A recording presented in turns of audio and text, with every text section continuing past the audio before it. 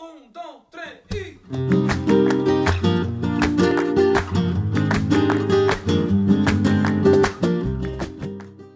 everybody, Chef Stu back in the kitchen again. I'm gonna be bringing you a really kind of exciting and simple dish that I think everybody can do at home.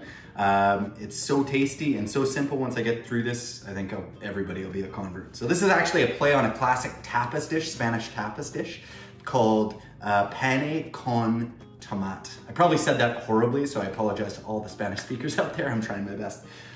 So we're gonna start off by cutting a baguette. Nice big baguette like this. You could use any bread for this recipe, really within reason, as long as it's a crusty bread. So you could use a ciabatta, you could use a baguette like this, really anything that's got some texture to it, and you'll see why in a couple of minutes. I also have some absolutely beautiful pre-made chorizo here. This is actual Spanish chorizo that we're selling in our stores. Fantastic product. Really any chorizo could work here. You could use it, really any Spanish kind of fresh sausage as well. So basically, the first thing that I'm gonna do here, I'm gonna actually transfer those over there, and then I'm gonna cut my baguette lengthwise and then into pieces. So I'm actually just gonna cut the end off here, and then I'm gonna cut lengthwise down very carefully.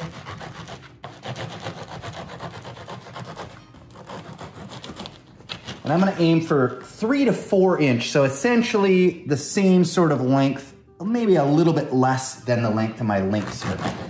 And if you're happen to be entertaining somebody or just have a particularly discerning spouse, you can even use the first one as a template for your others so that they all kind of match up the same size like this. And while I'm doing this, I'll explain to you that I've already preheated my grill outside. So I've preheated it to about a medium high. For a temperature, you want to go for about 350 at the beginning, and then we're going to reduce 1/2 of that grill, whatever grill you have, 1/2 of it down to about 250, and I'll explain why in a moment. Okay, so I'm just going to lay my chorizo down on quite hot heat. Now, obviously, with really fresh sausage, you want to make sure that this is cooked to an internal temperature of 160 degrees. So essentially, we're going to leave this on the grill here for about 3 to 4 minutes, and we're going to come back and turn it. So after about 3 minutes, we're just gonna give it a flip. Like that. And if we're seeing any added flame or too dark, we're just gonna turn down the burner that's on or move it over to the other side, which is cool. So while I've got my chorizo cooking on the grill outside, I'm just gonna prepare the other ingredients. I have 2 cloves of peeled garlic here, and then I have 2 tomatoes here. I have Roma and I have a vine ripened tomato. Either one is totally fine to use. I'm gonna use the Roma here. And all we're gonna do is take off the end and cut it in half. And to round out this, the only other ingredient that I haven't mentioned is olive oil. We're gonna use about 2 tablespoons of olive oil for the entire dish. So after about 2.5 minutes per side, we are temping it just right in the middle of the in the middle of the sausage. We're looking for 160 degrees. This one's over, so we are okay. So for grilling our baguettes, this couldn't be more simple. We're just gonna place them directly on the heat for about 30 seconds per side.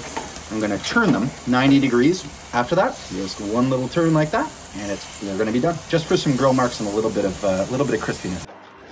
We're looking for a little bit of color like that, and then I flip them 90 degrees. So now that we got some nice toasting on there, I'm gonna remove these and take them inside. Okay, so now that everything is done, we got our chorizo cooked, we got our baguettes nice and toasted, we are gonna finish this dish, and this happens lightning quick. So while this is hot, and this is important, we want it to be hot, obviously not crazy hot.